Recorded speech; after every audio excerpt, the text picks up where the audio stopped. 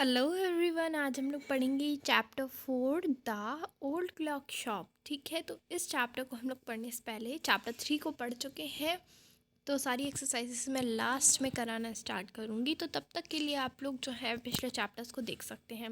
मैं आप लोग को बता दूं कि मैंने संस्कृत का, मेरी मम्मी ने एक चैनल स्टार्ट किया है, अगर आप चाहें तो उसे देख सकते हैं।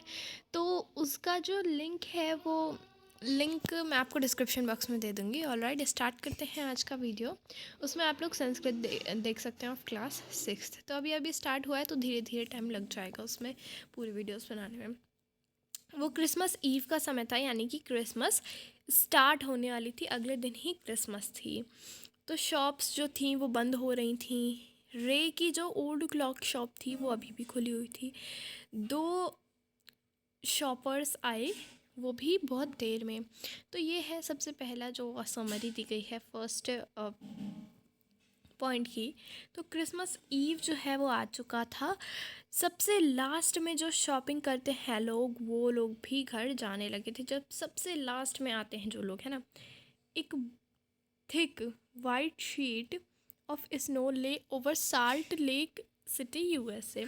तो ये यूएसए की बात है, वो भी साल्ट लेक सिटी की। एक बर्फ़ की चादर मोटी सी ढक गई थी पूरे जगह को। अभी भी लाइट जो हैं जल रही थी। ओल्ड क्लॉक शॉप थी एक जो रे की थी। वो उसका जो ओनर था वो बहुत ज़्यादा वो सुन नहीं सकता था, कम सुनाई देता था उसे, और वो बहुत बूढ़ा भी था। तो वो अभी भी ओल्ड क्लॉक शॉप में काम कर रहा था उस दिन, क्योंकि उसे घड़ियाँ बेचनी थी। तो आप लोग इस तरह से देख सकते हैं, यही है ओल्ड क्लॉक शॉप वाले, आप यहाँ देख सकते हैं। आगे चलते हैं। अपना काम फिनिश करके वो उठे ही थे, तभी उन्होंने देखा was his way to back to room. वो अपने घर पे अपने कमरे में जाने वाले थे, तभी उनको उनके नेक में ठंडी से हवा आई। जैसे कि आप देखते हो ना कि पीछे से अगर दरवाज़ा खुलता है, जैसे यहाँ पे दरवाज़ा है, ये देखो, ये रहा दरवाज़ा, और यहाँ पे ये वापस जा ही रहे हैं कि उन्हें गेट खुला और उन्हें ठंडी हवा यहाँ पे मतलब महसूस हुई। तो क्या होता है कि जब वो पीछे देखते हैं, उन्हें शॉपर दिखता है, यानी कि जो शॉपिंग करने आया होता है। उसकी उसकी बूढ़ी उसकी बूढ़ी और वाइज आइज़ ने उसे बता दिया कि ये कोई शॉपर नहीं है, ये कोई शॉपिंग करने नहीं आया है। ये तो 2 आदमी हैं, जो एक आदमी जो है वो 20 साल का है और दूसरा जो है 50 के आसपास लग रहा था। जो दोनों एक ही, जो 20 साल का आदमी था वो वहीं पे खड़ा रहा, और जो बूढ़ा आदमी था वो काउंटर पे आ गया। उसकी आंखों में वो बिल्कुल भी दयालुता नहीं दिख रही थी। उसकी आंखों में रे जो है वो अपना डर छुपा नहीं पा रहे थे। वो उन्होंने अपना नोटपैड निकाला, एक पेंसिल निकाली काउंटर के अंदर। तो आप यहाँ देख सकते हैं कि ये जो बड़े वाले 50 के आसपास लग रहे हैं, 50 के आसपास, प्लस भी हो सकता है, माइनस भी हो सकता है, 49 50 ऐसे ही लग रहे हैं। और वो जो छोटा वाला है वो 20 के आसपास है। तो इन्होंने जो है डायरी और नोटपैड इस तरह से निकाल के रख लिया। उसने स्माइल किया अनफ्रेंडली, मतलब वो दोस्ती के भाव से तो नहीं आया था। उसने फिर पॉइंट किया कानों की तरफ और अपना सर हिलाया, इधर उधर देखा। ठीक है, तो क्या हुआ, वो सरप्राइज़ हुआ मैन का चेहरा बदलते हुए। उसने नोटपैड पे स्टडी किया, फिर ऊपर देखा, कुछ स्टडी कर रहा था। Said something to his friend, फिर उसने अपने दोस्त से कुछ कहा, यानी कि ये उसका दोस्त है। जैसा आप लोग को यहाँ दिख रहा है, ये जो है ये ये दोनों एक दूसरे के दोस्त हैं। फिर ये इधर उधर देखने लगा कि जैसे कि कुछ मुझे चाहिए, है ना। और जो ये अंकल जी थे ना, उन्होंने क्या किया, वो नोटपैड में कुछ लिखने लगे ताकि ये ना लगे कि नहीं, मतलब उनके पास कोई काम ही नहीं है। फिर रे को एक चांस मिल गया देखने का कि मैन क्या पेइंग अटेंशन। गन की गन की शेप की एक उनके पास चीज़ है जिस पे वो अटेंशन दे रहे हैं। एक रेस्टलेस हैंड था उनके, मतलब मैन जो है वो अपनी पॉकेट में हाथ डाल रहा था। वो गुस्से से आग बबूला हुए, लेकिन तब भी उन्हें अपनी आवाज़ को अंदर दबाना ही पड़ा। बी स्टिल, शांत रहो। उसने नोटपैड पे कुछ लिखा, क्या मैं आपकी कुछ मदद कर सकता हूँ? सबसे पहले उसने लिखा नोटपैड पे।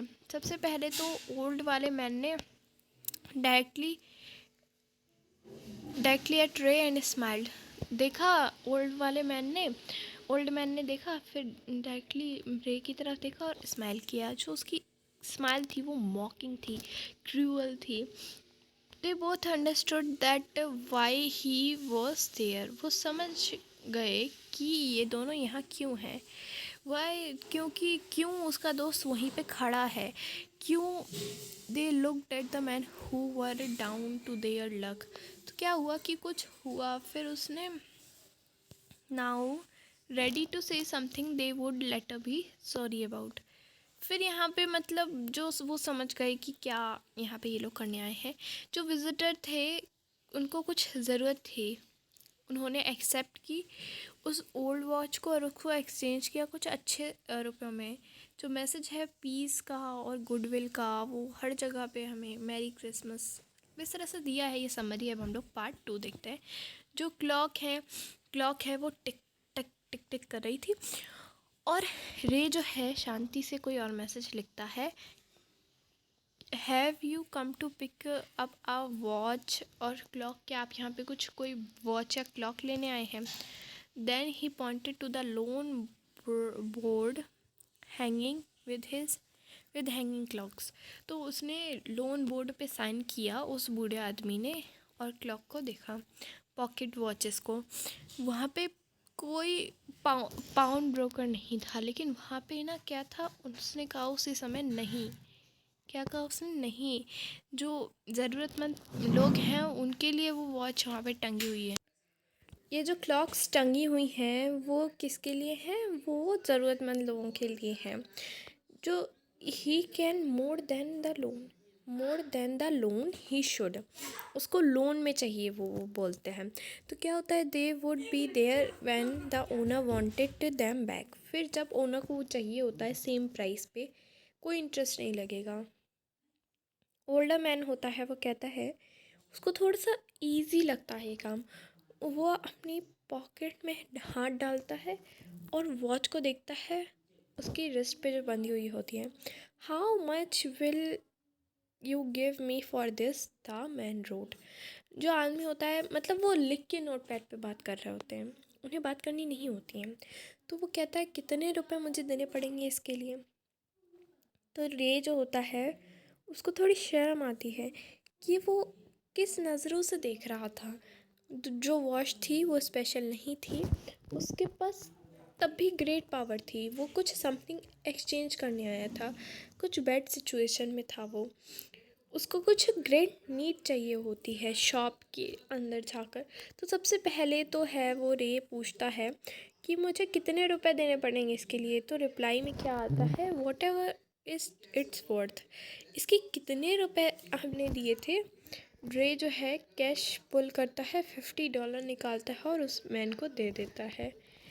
वो अपने जब हाथ को हिलाते हुए उस आदमी को देता है तो आदमी की आंखों में आंखें क्या कह रही होती हैं, थैंक यू। फिर वो दोनों वॉच की तरफ देखते हैं, लेकिन उन्हें ज़्यादा रुपए नहीं मिलते हैं। लेकिन लीव करने से पहले मैन लिखता है, I will pick it up soon, merry Christmas. मैं जल्दी ही इसे लेने आऊँगा, धन्यवाद, मैरी क्रिसमस। एक छोटी सी स्टोरी है वो ख़त्म हो गई है यहीं पर। तो हाफ एन आवर के बाद क्या होता है कि क्लॉक जो है स्ट्राइक करने लगती है टाइम पीस। और इससे ना हमें साइलेंटली, हमें शांति से रहना चाहिए। हमारी जो फीलिंग है, हमें जो रे ने सोचा था कि वो क्या सुनना चाहता था, उसकी जो म्यूज़िकल मैसेज है इसका, वो हमें मतलब मैसेज जो है वो हमें अर्थ पर पीस बना के रखना चाहिए, गुडविल रखना चाहिए। और जो 3 आदमी जो थे ओल्ड क्लॉक शॉप पे, उन्हीं के बारे में यहाँ बात की गई है। तो chapter 4 is already completed in this video. तो चैप्टर्स जो है बहुत छोटे छोटे होते हैं आपके, इसलिए आपको चैप्टर 5 नेक्स्ट वीडियो में मिल जाएगा। तब तक के लिए आप लोग चैनल को सब्सक्राइब कर लो, ताकि मैं जब चैप्टर 5 डालूँ तो आप लोग को मिल जाए आसानी से। और आप लोग मुझे बताओ मैं कौन से सब्जेक्ट और बनाऊँ। तो मिलती हूँ मैं नेक्स्ट वीडियो में। Till then stay connected, keep learning, bye bye.